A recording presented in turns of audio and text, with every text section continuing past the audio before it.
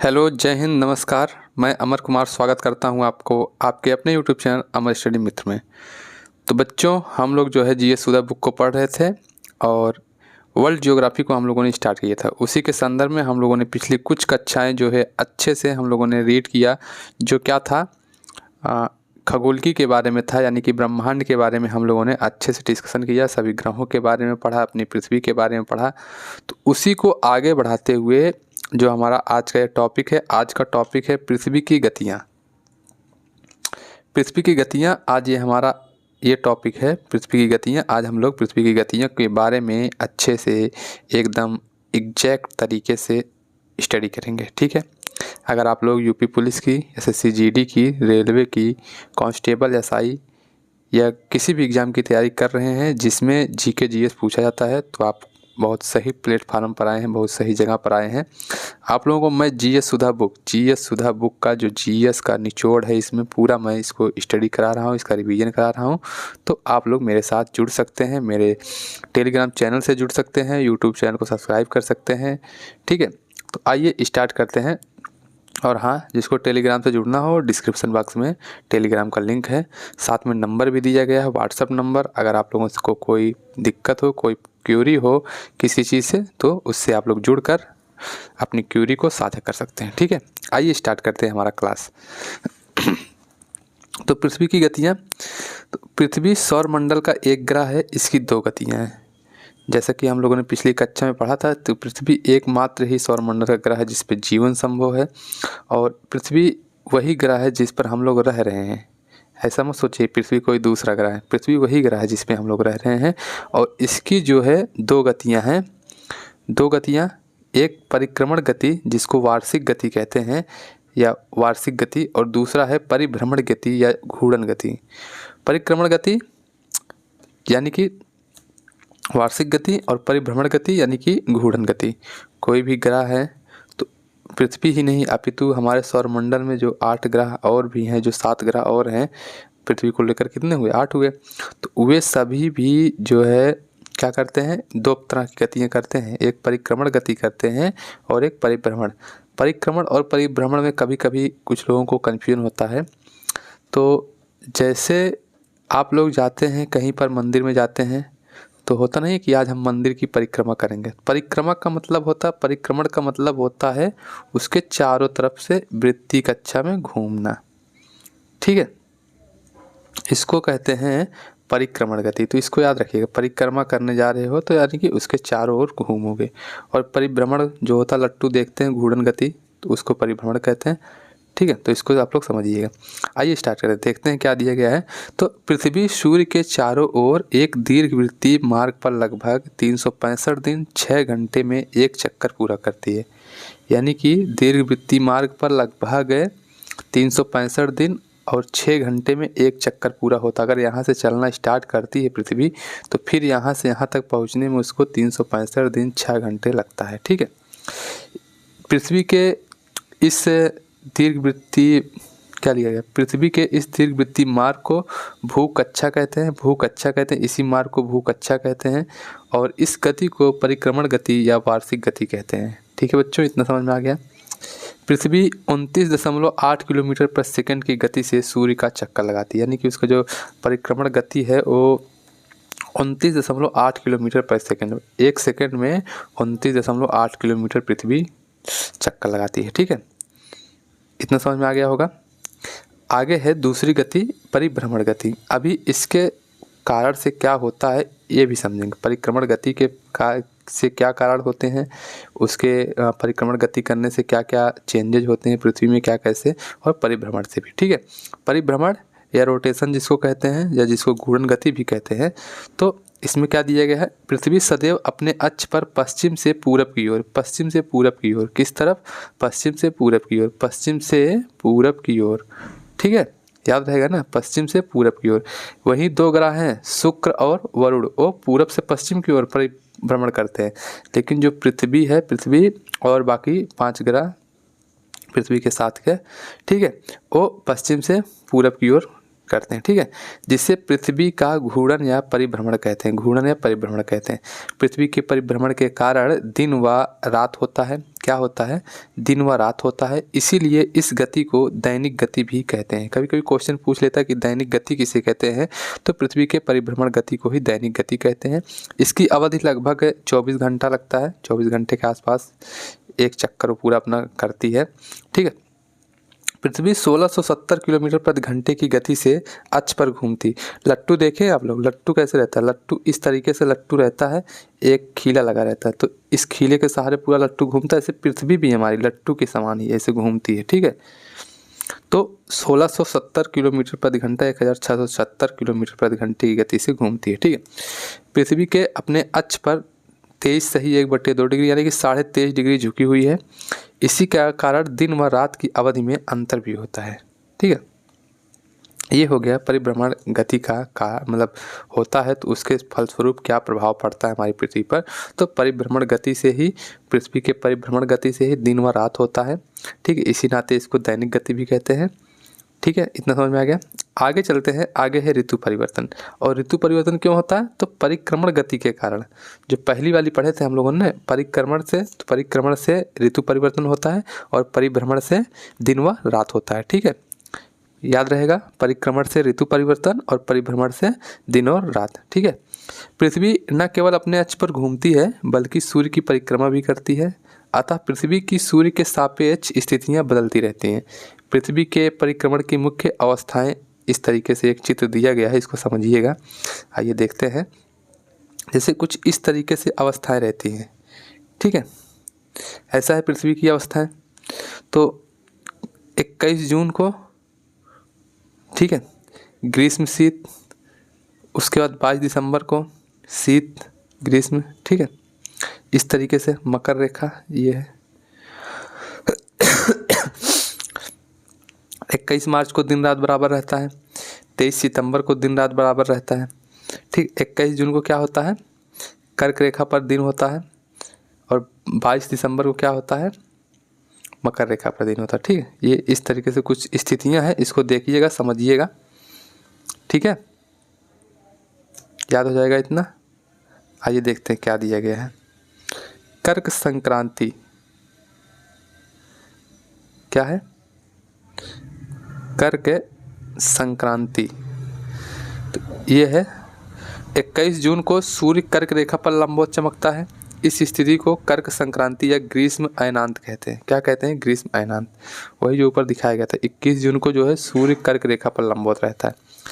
इस दिन उत्तरी गोलार्ध में सबसे बड़ा दिन व सबसे छोटी रातें होती हैं, ठीक है। तथा दक्षिणी गोलार्ध में इस दिन सबसे छोटा दिन व सबसे बड़ी रात होती है। इसको याद रखिएगा। कब? 21 जून को। ऐसे क्वेश्चन पूछता है दक्षिणी गोलार्ध में सबसे छोटा दिन और सबसे बड़ी रातें कब होती हैं, तो 21 जून को। या पहला वाला स्टेटमेंट, उत्तरी गोलार्ध में सबसे बड़ा दिन व सबसे छोटी रातें कब होती हैं, तो 21 जून को, ठीक है। और कर्क रेखा पर सूर्य लंबवत कब चमकता है, तो 21 जून को। तो इसको इस तरीके से याद रखिएगा, ठीक है। नेक्स्ट है, इसको अगर इधर देखिए तो भी समझ में आ जाएगा। इधर ये फिगर में देखिए, ये स्थिति होती है 21 जून को हमारी पृथ्वी यहाँ होती है, ठीक है। हमारी पृथ्वी 21 जून को यहाँ है। तो ये हमारा अक्ष है पृथ्वी का, ठीक है। कर्क रेखा इधर पड़ेगा ऊपर, मकर रेखा नीचे पड़ेगा, ठीक। ये उत्तरी गोलार्ध हो गया ऊपर वाला, और नीचे वाला दक्षिणी गोलार्ध है, इस तरीके से, ठीक। तो क्या होता है 21 जून को जो होता है सूर्य जो होता है कर्क रेखा के लंबवत रहता है, और इस नाते जो है उत्तरी गोलार्ध में सबसे बड़ा दिन होता है और दक्षिणी गोलार्ध में सबसे बड़ी रात होती है। देख रहे हैं इस नाते, ठीक है। आगे देखते हैं, इसको समझ लीजिएगा। मकर संक्रांति, मकर संक्रांति कब मनाया था, तो 14 जनवरी को मकर संक्रांति होता है।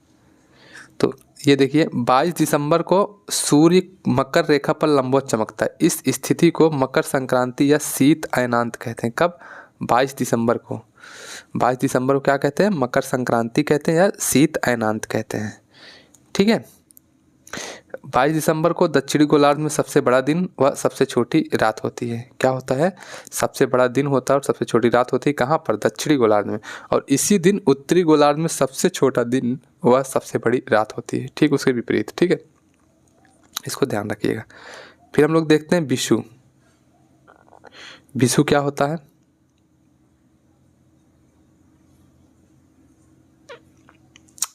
विषु के बारे में देखते हैं। तो यह पृथ्वी की वह स्थिति है जब सूर्य विषुवत रेखा पर लंबवत चमकता है तथा दिन व रात की अवधि बराबर होती है। यानी कि कहने का मतलब है जो सूर्य होता है वो विषुवत रेखा पर, विषुवत रेखा कौन होता है? जो पृथ्वी को दो बराबर भागों में जो रेखा काटती है उसको विषुवत रेखा कहते हैं। जब सूर्य विषुवत रेखा पर लंबवत होता है तब उसी को विषु कहते हैं और यह स्थिति 21 मार्च व 23 सितंबर को होता है। ठीक है, संपूर्ण पृथ्वी पर दिन व रात की अवस्थिति जो है बराबर होती है 21 मार्च को भी और 23 सितंबर को। जब इस कंडीशन में ऐसे बनता है, ठीक है, तब क्या होता है, जो 21 मार्च और 23 सितंबर को होती है संपूर्ण पृथ्वी पर दिन और रात जो है बराबर होती है। 21 मार्च को बसंत विषु कहते हैं और जबकि 23 सितंबर को शरद विषु कहते हैं। इसको भी याद रखिएगा, बसंत विषु 21 मार्च को, शरद विषु जो है वो 23 सितंबर को। ठीक है बच्चों, इतना समझ में आ गया होगा। अब एक पॉइंट आता निकल के चंद्र ग्रहण एवं सूर्य ग्रहण। यहाँ से क्वेश्चन काफ़ी बनते हैं, काफ़ी बार एग्जाम में बने भी हैं सूर्य ग्रहण व चंद्र ग्रहण से। तो इसको देखते हैं। सूर्य ग्रहण क्या होता है? सोलर इलिप्स जिसको बोलते हैं, जब चंद्रमा सूर्य तथा पृथ्वी के बीच में आ जाता है। चंद्रमा सूर्य तथा पृथ्वी के बीच में आ जाता है तो इस स्थिति को सूर्य ग्रहण कहा जाता है और यह स्थिति हमें अमावस्या के दिन होती है। कैसे? जैसे ये हमारा सूर्य है ठीक है, ये हमारा सूर्य है, ठीक, ये हमारा सूर्य है, ये हमारी पृथ्वी है, ठीक है, और ये जो है चंद्रमा जो है सूर्य और पृथ्वी के बीच में आ गई। ठीक है, चंद्रमा पृथ्वी का चक्कर लगाती है तो ये सूर्य और पृथ्वी के बीच में आ गई। तो क्या होता है, जो सूर्य से प्रकाश आएगा वो चंद्रमा जो है उसको रोक लेगा और चंद्रमा की छाया पृथ्वी पर पड़ेगी जिससे सूर्य जो है दिखाई नहीं देता है। ये जो होता है इसी को सूर्य ग्रहण कहते हैं। ठीक है, यानी कि चंद्रमा के नाते सूर्य छिप जाता है, पृथ्वी से हम लोग देख नहीं पाते हैं सूर्य को, इसी को सूर्य ग्रहण कहते हैं। ठीक है, आगे है युति सूर्य ग्रहण की स्थिति में बनता है। फिर देखते हैं हम लोग चंद्र ग्रहण, लूनर इलिप्स। इसमें क्या होता है, जब पृथ्वी सूर्य व चंद्रमा के बीच आ जाता है तो इस स्थिति को चंद्र ग्रहण कहा जाता है। यह स्थिति हमेशा पूर्णिमा के दिन होता है। ये भी क्वेश्चन बना है एसएससी जीडी में बना है। एसएससी जीडी में ना आप लोग अगर एग्जाम दिए होंगे देखते होंगे, वहाँ पर छोटे छोटे ही क्वेश्चन, वन लाइनर क्वेश्चन बनते हैं जीके जीएस से। ठीक है, तो वहाँ पर ये क्वेश्चन बना है चंद्र ग्रहण कब हुआ है, कब होता है, तो पूर्णिमा के दिन। और सूर्य ग्रहण कब होता है, अमावस्या के दिन। ठीक है, वियुति जो होती है ये चंद्र ग्रहण की स्थिति में बनता है। वर्ष में अधिकतम 7 चंद्र ग्रहण व सूर्य ग्रहण की स्थिति उत्पन्न होती है। मतलब एक साल में अधिकतम 7 चंद्र ग्रहण और 7 सूर्य ग्रहण हो सकते हैं। ठीक है, ये फिगर में देख सकते हैं आप लोग, सूर्य ग्रहण देख रहे हैं, ये सूर्य है, ये चंद्रमा है और ये पृथ्वी है। अब देख रहे हैं सूर्य से आने वाली किरण को चंद्रमा रोक ले रही है तो जिससे सूर्य ग्रहण हो जा रहा है। और यही सूर्य है, चंद्रमा है, ये सूर्य है, ये थोड़ा सा वो दिखाया गया, आंशिक चंद्र ग्रहण, आंशिक सूर्य ग्रहण, पूर्ण सूर्य ग्रहण, इस तरीके से। ठीक है ये चंद्र ग्रहण की स्थिति है। सूर्य है हमारा, पृथ्वी है और चंद्रमा है।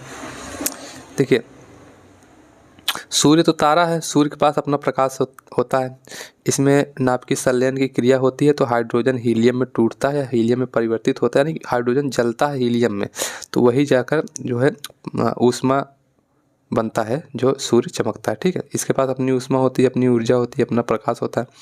पृथ्वी ग्रह है, चंद्रमा उपग्रह है, तो ये लोग इसी के ही मतलब सूर्य के ही ऊर्जा से ये लोग चमकते हैं। ठीक है, तो अब जब पृथ्वी बीच में आ जाएगी सूर्य और चंद्रमा के तो क्या होगा, तो सूर्य की रोशनी जो है, सूर्य का प्रकाश चंद्रमा पर पड़ेगा नहीं, तो इससे जो है पृथ्वी की छाया चंद्रमा पर पड़ने लगती है और चंद्रमा पर अंधेरा हो जाता है। तो इससे ये लगता है कि चंद्रमा जो है ये छाया में, ग्रहण का मतलब ये तो छाया, ये छाया में छुप गया है तो चंद्रमा दिखाई नहीं देती, इसको जो है चंद्र ग्रहण कहते हैं। ठीक है, समझ में आ गया होगा।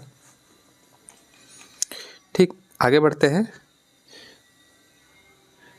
आगे है ज्वार भाटा, अगली हीडिंग है हमारा ज्वार भाटा। तो इसमें क्या होता है, ये सूर्य तथा चंद्रमा की आकर्षण शक्तियों के कारण समुद्री जल के ऊपर उठने को ज्वार कहते हैं तथा नीचे गिरने को भाटा कहते हैं। जैसे यहाँ पर पृथ्वी है, ठीक है, यहाँ सूर्य आ गया, मान लीजिए सूर्य यहाँ आ गया, चंद्रमा की बात नहीं कर रहा हूँ, सूर्य की। पृथ्वी के पास अपना गुरुत्वाकर्षण है, ठीक, सूर्य के पास अपना गुरुत्वाकर्षण है। तो फिर जब चंद्रमा भी इसी के साथ में आ जाता है तो क्या होता है, चंद्रमा के पास भी गुरुत्वाकर्षण है, तो ये लोग जो है पृथ्वी को अपनी तरफ खींचने लगते हैं। तो इससे जो है पृथ्वी पर जो जल रहता है वो उठता है, ठीक है, दोनों तरफ से फोर्स लग रहा है, ठीक, इसका जल उठने लगता है, तो इसी को जो है ज्वार कहते हैं। और जब यही गिरता है नीचे की साइड जब जाता है तो इसी को भाटा कहते हैं, ठीक है। इतना ही समझिए बस, ज़्यादा नहीं है इसमें। इससे उत्पन्न तरंगों को ज्वारीय तरंग भी कहते हैं। सूर्य की अपेक्षा चंद्रमा की आकर्षण शक्ति का प्रभाव दुगुना होता है, क्योंकि यह सूर्य की तुलना में पृथ्वी से अधिक निकट होती है। सॉरी, एक चीज़ मैं शायद गलत बोल गया, मतलब चंद्रमा के पास गुरुत्वाकर्षण, ये मैं गलत बोल दिया, ठीक। आकर्षण बल होता है, आकर्षण गुरुत्वाकर्षण और आकर्षण बल दोनों अलग अलग होता है, ठीक है। तो आकर्षण बल होता है, तो सूर्य की अपेक्षा चंद्रमा की आकर्षण शक्ति का प्रभाव दुगना होता है, क्योंकि चंद्रमा नज़दीक भी है हमारी पृथ्वी के, तो ये सब होता है, ठीक है। महासागरों एवं समुद्रों में ज्वार भाटा के लिए उत्तरदायी कारक जो है सूर्य का गुरुत्वाकर्षण बल होता है, चंद्रमा का गुरुत्वीय बल होता है, और पृथ्वी का अपकेंद्री बल होता है। ये सब होते हैं इसका कारण, ठीक है। पृथ्वी पर प्रतिदिन 12 घंटे 26 मिनट के बाद ज्वार तथा 6 घंटा 13 मिनट के बाद भाटा आता है। यानी कि 12 घंटे 26 मिनट के बाद एक बार ज्वार आता है तथा 6 घंटा के बाद 6 घंटा 13 मिनट बाद भाटा आता है, ठीक है। ये प्रतिदिन होता है। ज्वार के प्रकार, ज्वार कितने प्रकार के होते हैं, तो ज्वार जो है ये दीर्घ ज्वार, लघु ज्वार। जब सूर्य, पृथ्वी व चंद्रमा एक सीधी रेखा में होते हैं तो इस समय दीर्घ ज्वार आता है। इस स्थिति को सिजगी कहते हैं। सिजगी एक बार पूछा गया था, सिजगी किसे कहते हैं, जब सूर्य, चंद्रमा और पृथ्वी तीनों एक सीध में हो जाती हैं। इस तरीके से सूर्य, चंद्रमा और पृथ्वी, ठीक है, ये तीनों एक सीध में हो जाएं, एक सीध में हो जाती हैं, तब क्या होता है, तो इससे जो है चंद्रमा का भी आकर्षण बल लगेगा, सूर्य का भी आकर्षण बल लगेगा पृथ्वी के ऊपर, तो इससे दीर्घ ज्वार आता है, ठीक है। फिर दीर्घ ज्वार पूर्णिमा और अमावस्या को आता है। युति वियुति की घटनाएं दीर्घ ज्वार में होती हैं, ठीक है। फिर निम्न ज्वार की बात करते हैं, जिसको निम्न या लघु ज्वार कहते हैं। तो इसमें क्या होता है, इसमें जब सूर्य, पृथ्वी और चंद्रमा समकोण पर होते हैं तब चंद्रमा व सूर्य का आकर्षण बल एक दूसरे के विपरीत कार्य करने लगता है, जिसमें निम्न ज्वार की उत्पत्ति होती है। ऐसी स्थिति कृष्ण पक्ष व शुक्ल पक्ष की सप्तमी अष्टमी को देखी जाती है। निम्न ज्वार सामान्य ज्वार से 20% नीचा व दीर्घ ज्वार सामान्य ज्वार से 20% ऊंचा होता है। ये स्थिति कब होती है, जैसे ये हमारी पृथ्वी है, ये सूर्य है, तो चंद्रमा जो है यहाँ कहीं चंद्रमा रहती है, ठीक है। तो ये जो होता है ये समकोण की स्थिति पे रहते हैं, पृथ्वी मतलब सूर्य और चंद्रमा, तो यहाँ पर निम्न ज्वार देखने को मिलता है, ठीक है। नोट में दिया गया है कुछ इंपॉर्टेंट पॉइंट कि कनाडा के न्यू ब्रांसविक तथा नोवा स्कोया के मध्य फड़ड़ी की खाड़ी में विश्व का सबसे ऊंचा ज्वार आता है, 15 से 18 मीटर, ठीक है। इंग्लैंड के दक्षिणी तट पर स्थित माउंट हैमिल्टन में प्रतिदिन 4 बार ज्वार आता है, ठीक है। ये दोनों याद रखिएगा, अगर क्वेश्चन बन सकता है तो बनेगा यहाँ से भी, ठीक है। ये हो गए ज्वार भाटा, पृथ्वी की दैनिक गतियाँ, पृथ्वी की वार्षिक गतियाँ, ये सब हम लोगों ने अच्छे से कवर कर लिया, ठीक है। क्या होता है, दैनिक गति के कारण क्या प्रभाव पड़ता है पृथ्वी पे, दैनिक गति से जो है दिन और रात होते हैं, और वार्षिक गति से क्या प्रभाव पड़ता है, तो वार्षिक गति से ऋतु परिवर्तन होता है, ठीक है। दैनिक गति कितने समय में होता है, तो दैनिक गति या जिसको घूर्णन गति या जिसको परिभ्रमण गति कहते हैं, ये 24 घंटे में होता है, और परिक्रमण गति कितने घंटे में होता है, 365 दिन 6 घंटे में होता है। वही अंत में जैसे एक होता ना ये लीप वर्ष वाला सिस्टम, तो वही जो 6 घंटे है, 365 दिन 6 घंटे, तो वही बढ़ बढ़ के एक साल ऐसा आता है कि उसमें 366 दिन हो जाते हैं, जिसको हम लोग लीप ईयर्स कहते हैं, ठीक है। इतनी बातें समझ में आ गई होंगी आप लोगों को। अब हम लोग आगे बढ़ते हैं। आगे हमारा टॉपिक है अक्षांश व देशांतर। अक्षांश व देशांतर वेरी इंपॉर्टेंट टॉपिक है, यहाँ से क्वेश्चन काफ़ी बार एग्जाम में बने गए हैं। वैसे भी टॉपिक सब जरूरी होता है, अगर आप लोग पढ़ रहे हैं, स्टडी कर रहे हैं, तो हर चीज़ को पढ़िए, अच्छे से पढ़िए, ठीक है, ताकि एक बार ही पढ़ना पड़े, बार बार ना पढ़ना पड़े, एक बार पढ़ के आप लोग सिलेक्शन ले लीजिए, ठीक है। तो अक्षांश व देशांतर रेखाएं, अक्षांश रेखा किसे कहते हैं, तो पृथ्वी पर खींची गई वह काल्पनिक क्षैतिज रेखा जो पृथ्वी पर पश्चिम से पूरब की दिशा में परिकल्पित की जाती है, उसको अक्षांश रेखा कहते हैं। ये हमारा पृथ्वी है, ठीक है। क्या बोला गया है, पश्चिम से पूरब की दिशा में परिकल्पित की जाती हैं, इस तरीके से जो रेखाएं खींची गई हैं, ये रेखाएं कोई जाके खींचा नहीं है, ठीक है। ऐसा मत सोचिएगा कि नहीं खींचा गया है ऐसे ऐसे, ऐसा कोई खींचा नहीं गया, ये सिर्फ काल्पनिक रेखाएं, ठीक है। क्षैतिज रेखाएं होती हैं, इसी को अक्षांश रेखा कहते हैं, ठीक है। समान अक्षांशों को मिलाने वाली क्षैतिज रेखा है, समान अक्षांशों को मिलाने वाली क्षैतिज रेखा है। 0 डिग्री अक्षांश रेखा जिसे भूमध्य विषुवत रेखा कहते हैं या इक्वेटर भी कहते हैं इसको, ठीक है। भूमध्य रेखा, विषुवत रेखा और इक्वेटर कहते हैं, पृथ्वी के मध्य से खींची गई है, जो संपूर्ण पृथ्वी को 2 भागों में विभक्त करती है। जो 0 डिग्री है ये पूरा बीचों बीच से पृथ्वी के है, और इसको विषुवत रेखा, भूमध्य रेखा और इक्वेटर नाम है, 3 नाम है, और ये पूरे पृथ्वी को 2 बराबर भागों में बांटती है, ठीक है। इतना समझ में आ गया। 0 डिग्री अक्षांश के उत्तर में उत्तरी गोलार्ध तथा दक्षिण में दक्षिणी गोलार्ध है। इसके उत्तर में जो है, उत्तर साइड जो है ये उत्तरी गोलार्ध है, और जो दक्षिण के साइड है, नीचे के साइड है, उसको दक्षिणी गोलार्ध कहते हैं। उत्तरी व दक्षिणी गोलार्धों में अक्षांश रेखाओं की संख्या 90-90 है, जो 180 होती हैं। इस प्रकार 180 रेखाओं व 0 डिग्री अक्षांश रेखा को सम्मिलित करने पर अक्षांश रेखाओं की कुल संख्या कितनी हो जाती है? तो 181 हो जाती है। एक क्वेश्चन पूछा गया है कि कितनी अक्षांश रेखाएं हैं, तो 181 अक्षांश रेखाएं हैं, ठीक है बच्चों। कितनी है? 181। कितनी है? 181। 90 उत्तरी गोलार्ध में, 90 दक्षिणी गोलार्ध में, और एक 0 डिग्री भूमध्य रेखा, ठीक है। फिर क्या है कि 2 अक्षांशों के मध्य की दूरी 111 किलोमीटर है। कहने का मतलब है कि जैसे ये है, एक अक्षांश है और दूसरी अक्षांश है, तो इसके बीच की जो दूरी है तो ये 111 किलोमीटर है, ठीक है। नेक्स्ट है, 2 अक्षांशों के मध्य के स्थान को जोन कहते हैं, या जिसको कटिबंध कहते हैं। तो भूमध्य रेखा से उत्तर व दक्षिणी सिरे पर कोणीय दूरी को अक्षांश कहते हैं, ठीक है। भूमध्य रेखा से ध्रुवों की ओर जाने पर अक्षांश वृत्त का आकार घटता जाता है। किधर? ध्रुवों की ओर जाने पर अक्षांश वृत्त का आकार जो है घटता जाता है, देख सकते हैं आप लोग, ठीक है। नेक्स्ट है, उत्तरी गोलार्ध में 23.5 डिग्री उत्तरी अक्षांश को कर्क रेखा कहते हैं, और 66.5 डिग्री उत्तरी अक्षांश को आर्कटिक रेखा कहते हैं। इस तरीके से हमारी पृथ्वी है, ये 0 डिग्री भूमध्य रेखा हो गया, तो ये 23.5 डिग्री है, तो इसको कर्क रेखा कहते हैं। इसके ऊपर जाएंगे 66.5 डिग्री, तो उसको 66 डिग्री उत्तरी अक्षांश रेखा को इसको आर्कटिक रेखा भी कहते हैं, ठीक है, याद रखिएगा। 23.5 डिग्री उत्तरी अक्षांश रेखा को कर्क रेखा, 66.5 डिग्री उत्तरी अक्षांश रेखा को क्या कहते हैं? आर्कटिक रेखा कहते हैं, ठीक है। फिर दक्षिणी गोलार्ध में आएंगे, 23.5 डिग्री दक्षिणी गोलार्ध जो होता है, 23.5 डिग्री दक्षिणी अक्षांश रेखा को मकर रेखा, और 66.5 डिग्री दक्षिणी अक्षांश रेखा को क्या कहते हैं? आर्कटिक रेखा कहते हैं। इस तरीके से देख सकते हैं, दक्षिणी गोलार्ध में 23.5 डिग्री दक्षिणी अक्षांश को मकर रेखा कहते हैं, और 66.5 डिग्री दक्षिणी अक्षांश को आर्कटिक रेखा कहते हैं। ये क्या हो जाएगा? ये आर्कटिक रेखा हो जाएगा। ये मकर रेखा, भूमध्य रेखा, कर्क रेखा, और ये आर्कटिक रेखा, ठीक है। ये अंटार्कटिक, ये मकर रेखा, ये भूमध्य रेखा, ये कर्क रेखा, ये आर्कटिक रेखा, ठीक है बच्चों। इतना समझ में आ गया आप लोगों को। आगे बढ़ते हैं, भूमध्य रेखा पर स्थित देश, ठीक है।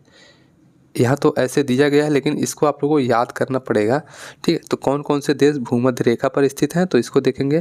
तो Kiribati, Ecuador, Colombia, Brazil, Sao Tome और प्रिंसिप, ये एक ही है, ठीक है। ग्रेबोन, कांगो गणराज्य, युगांडा, केन्या, सोमालिया, मालदीव और इंडोनेशिया, ये देश हैं, ठीक है। कौन कौन से? Kiribati, Ecuador, Colombia, Brazil, Sao Tome और प्रिंसेस, गैबोन, कांगो गणराज्य, युगांडा, केन्या, सोमालिया, मालदीव और इंडोनेशिया, ठीक है। अब कर्क रेखा पर स्थित देश हैं, तो कर्क रेखा पर कौन कौन से? मैक्सिको, बहामास, मिस्र, सऊदी अरब, संयुक्त अरब अमीरात, ओमान, भारत, बांग्लादेश, म्यांमार, चीन, ताइवान, नाइजर, लीबिया, माली, अल्जीरिया, पश्चिम सहारा और मार्टिनिया, ठीक है। ये जो है, ये कर्क रेखा पर स्थित देश हैं, ठीक है। और क्या है? मकर रेखा पर स्थित देश कौन कौन से हैं? तो मकर रेखा पर Argentina, Brazil, Chile, Paraguay, Botswana, Namibia, Mozambique और मेडागास्कर, दक्षिण अफ्रीका और ऑस्ट्रेलिया, ठीक है। ये जो है, ये इतने देश हैं जो मकर रेखा पर, ठीक है। समझ में आया? Argentina, Brazil, Chile, Paraguay, Botswana, Namibia, Mozambique, Madagascar, दक्षिण अफ्रीका, ऑस्ट्रेलिया। देखिए, आप लोग को दिमाग में आ रहा होगा ट्रिक बता दीजिए, ट्रिक से याद कर लेंगे। ट्रिक भी तो याद करना पड़ेगा मेरे भाई, ट्रिक को क्यों याद करोगे? ट्रिक बताया जाएगा, ट्रिक भाई याद करिए। अगर ऐसे ऐसे ट्रिक से ही सब चीज़ पढ़ेंगे तो जितना आप लोग किताब पढ़ेंगे, किताब को जितना याद करेंगे, बुक को जितना पढ़ेंगे, बुक को याद करेंगे, उससे तो ज़्यादा ट्रिक की बुक बन जाएगी। ठीक है, तो कोशिश करिए ट्रिक व्रिक के चक्कर में न पड़िए, डायरेक्ट ऐसे याद कीजिए। और रहेगा, मैं कोशिश करूँगा इस पर ट्रिक बनाऊँगा, अगर ट्रिक बनेगा तो मैं शॉर्ट वीडियो के माध्यम से आप लोगों को प्रोवाइड कर दूँगा। ठीक है, और एक चीज़ है, ये तीनों रेखाएं, भूमध्य रेखा, कर्क रेखा और मकर रेखा, ये अफ्रीका महाद्वीप से तीनों रेखाएं गुजरती है। ठीक है, कहाँ से? तो अफ्रीका महाद्वीप से। ये देखिए दिया गया है कि अफ्रीका महाद्वीप से कर्क रेखा, भूमध्य रेखा और मकर रेखा तीनों गुजरती हैं। ठीक है, अब हम लोग थोड़ा सा देशांतर रेखाओं के बारे में स्टडी करते हैं। देशांतर रेखा क्या होती है? ठीक है, लॉन्गिट्यूड, पृथ्वी पर खींची गई काल्पनिक लंबवत रेखा जिसकी दिशा उत्तर से दक्षिण होती है, देशांतर कहलाती है। ये हमारी पृथ्वी है, इस पे खींची गई लंबवत रेखा जिसकी दिशा उत्तर से दक्षिण होती है। ठीक है, मानचित्र में अगर आप लोग किसी मानचित्र में इस तरीके से ऊपर उत्तर रहता है, नीचे दक्षिण रहता है, पूरब रहता है और पश्चिम रहता है, इस तरीके से मानचित्र बनता है। ठीक है, तो क्या कहा गया था कि पृथ्वी पर खींची गई काल्पनिक लंबवत रेखा जिसकी दिशा उत्तर से दक्षिण होती है, देशांतर रेखा कहलाती है। समझ में आ गया? देशांतर रेखाओं की लंबाई बराबर व इनकी संख्या 360 होती है। कितनी होती है? 360 होती है, इसको भी याद रखिएगा। अक्षांश रेखाएं कितनी थी? तो 181 अक्षांश रेखाएं थी। और देशांतर रेखाएं कितनी है? तो देशांतर रेखाएं जो है ये 360 है। ठीक है, प्रधान यामोत्तर रेखा जिसको 0 डिग्री देशांतर कहते हैं, यह लंदन इंग्लैंड के ग्रीनविच से गुजरती है। कहाँ से गुजरती है? लंदन जो है इंग्लैंड के ग्रीनविच से गुजरती है। यही जो है प्रधान यामोत्तर रेखा का है, यही समय रेखा जो है। ठीक है, दो देशांतर रेखाओं के मध्य की दूरी भूमध्य रेखा पर 111.32 किलोमीटर, वही लगभग वो 111 था एग्जैक्ट, ये 111.32 किलोमीटर होता है। ठीक है, तथा ध्रुवों पर इनकी दूरी 0 किलोमीटर होती है। ध्रुवों पर ऐसे ऐसे मिल जाती हैं दो देशांतर रेखाएं, सभी देशांतर रेखाएं ध्रुवों पर मिलती है। ठीक, दो देशांतर रेखाओं के मध्य की दूरी को गोरे कहते हैं। गोरे कहते हैं, जैसे दो अक्षांश रेखाओं की मध्य की दूरी को क्या कहा जाता था? जोन कहा जाता था। वैसे दो देशांतर रेखाओं के मध्य की दूरी को क्या कहते हैं? गोरे कहते हैं। ठीक है, क्या कहते हैं? गोरे, याद रहेगा ना। आगे है कि सभी देशांतर रेखाओं को महान वृत्त कहा जाता है। ग्रीनविच रेखा के पूर्व में 180 डिग्री स्थिति तक सभी देशांतर, पूर्वी देशांतर एवं पश्चिम की ओर स्थित 180 डिग्री तक सभी देशांतर पश्चिम देशांतर कहलाते हैं। ठीक है, समझ में आया ये लाइन कि ग्रीनविच रेखा के पूर्व में स्थित जितने 180 डिग्री तक जितने भी रेखाएं हैं सब पूर्वी देशांतर, और उसके दक्षिण में पश्चिम हो गया, और उसके पूरब में जो है उसको पूर्वी देशांतर, और जो पश्चिम में है उसको पश्चिमी देशांतर कहते हैं। कहने का मतलब है जैसे ये है, ये मान लीजिए कहीं पर है 0 डिग्री, तो इसके इधर वाले जितने वो पश्चिमी देशांतर है, इसके इधर वाले जितने वो पूर्वी देशांतर है। ठीक है, ऐसे ऐसे देशांतर रहता है ना, इस तरीके से। ठीक है, समझ में आ गया? ठीक है, अगर आप लोगों को वीडियो अच्छी लग रही है तो वीडियो को लाइक कर दीजिएगा। ठीक है, नेक्स्ट है कि 1 डिग्री देशांतर की दूरी तय करने में पृथ्वी को 4 मिनट का समय लगता है। कितना समय लगता है? 4 मिनट का, यानी कि 1 डिग्री देशांतर का दूरी समय मतलब तय करने में कितना समय लगता है? 4 मिनट। पृथ्वी पर 180 डिग्री देशांतर को अंतर्राष्ट्रीय तिथि रेखा कहा जाता है। किसको? 0 डिग्री देशांतर रेखा को प्रधान यामोत्तर रेखा कहते हैं। 180 डिग्री देशांतर रेखा को अंतर्राष्ट्रीय तिथि रेखा कहते हैं। ठीक है, इसको याद रखिएगा। अंतर्राष्ट्रीय तिथि रेखा प्रशांत महासागर से गुजरती है, और अंतर्राष्ट्रीय तिथि रेखा के पूर्व व पश्चिम में 1 दिन का अंतर होता है। ठीक है, तिथि रेखा के पश्चिम दिशा में जाने पर 1 दिन जोड़ दिया जाता है तथा पूर्व दिशा में जाने पर 1 दिन घटा दिया जाता है। ग्रीनविच रेखा जिसको 0 डिग्री देशांतर ब्रिटेन, फ्रांस, स्पेन, अल्जीरिया, माली, बुर्किना फासो, टोगो, घाना से होकर गुजरती है। ठीक है, इतनी चीज़ समझ में आई।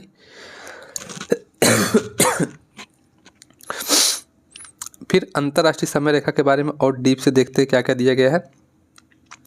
पृथ्वी काल्पनिक अक्ष पर पश्चिम से पूरब दिशा की ओर घूमती है, इसलिए ग्रीनविच से पूर्व के स्थानों का समय ग्रीनविच समय से आगे और पश्चिम के स्थानों का समय पीछे होगा। ठीक है, क्या होगा? जो 0 डिग्री देशांतर रेखा है जिसको अंतर्राष्ट्रीय समय रेखा कहते हैं, तो उसके जो पूर्व की साइड की दिशा है ग्रीनविच के समय उससे आगे होंगे और पश्चिम के स्थानों का समय पीछे होगा। ठीक है, एक देशांतर रेखा पर स्थित सभी स्थानों का स्थानीय समय एक ही होता है। संपूर्ण पृथ्वी को 24 समय जोन में बांटा गया। कितने में? 24 समय जोन में। किसी विशेष स्थान का समय सारे देश में माना जाए तब वह उस देश का मानक समय कहलाता है। ठीक है, नोट, कुछ देशों में अत्यधिक देशांतरी विस्तार के कारण एक से अधिक भी मानक समय है। ठीक है, जैसे रूस में 11 मानक समय है। और अपने भारत की बात करें तो भारत का मानक समय, भारत समय किसी देश के मध्य से गुजरने वाली यामोत्तर का माध्य होता है मानक समय। जैसे भारत का मानक समय 82.5 डिग्री पूर्वी यामोत्तर देशांतर से मापा जाता है, जो उत्तर प्रदेश के इलाहाबाद के निकट मिर्ज़ापुर से गुजरती है। उत्तर प्रदेश के इलाहाबाद के निकट मिर्ज़ापुर से गुजरती है। भारत का मानक समय ग्रीनविच समय से लगभग 5.5 घंटा आगे है। ठीक है, कितना घंटे? 5 घंटे 30 मिनट आगे है। अंतर्राष्ट्रीय तिथि रेखा, इसको देख लीजिए, ये इस तरीके से दिया गया है। ठीक है, बोरिंग जल संधि है, अल्पेशियन द्वीप है, हवाई द्वीप है, अंतर्राष्ट्रीय तिथि रेखा। ठीक है, तो इसको देख लीजिएगा मैप को, इसमें कुछ है नहीं। तो इतना ही आज, इसके आगे का हम लोग कल पढ़ेंगे। ठीक है, आई होप आप लोग को वीडियो भी अच्छा लगा होगा। अच्छा लगा है तो वीडियो को लाइक कर दीजिएगा, शेयर कीजिएगा अपने दोस्तों के पास। ठीक है, और जो लोग चैनल से जुड़ना चाहते हैं, हमसे जुड़ना चाहते हैं, तो डिस्क्रिप्शन बॉक्स में टेलीग्राम का लिंक है, आप लोग टेलीग्राम को ज्वाइन कर लीजिए। और किसी भी तरीके की क्यूरी, क्वेश्चन, सजेशन कुछ भी रहे तो आप लोग कमेंट बॉक्स खुला रहता है आप लोगों के लिए। ढेर सारा प्यार आप लोग हम पे ऐसे बनाए रखिए, और कमेंट में अपने कुछ भी डाउट रहे, कुछ भी कोई भी सजेशन रहे तो आप लोग बिंदास तरीके से दे सकते हैं। ठीक है बच्चों, तो मिलेंगे कल, तब तक के लिए बाय बाय, टेक केयर।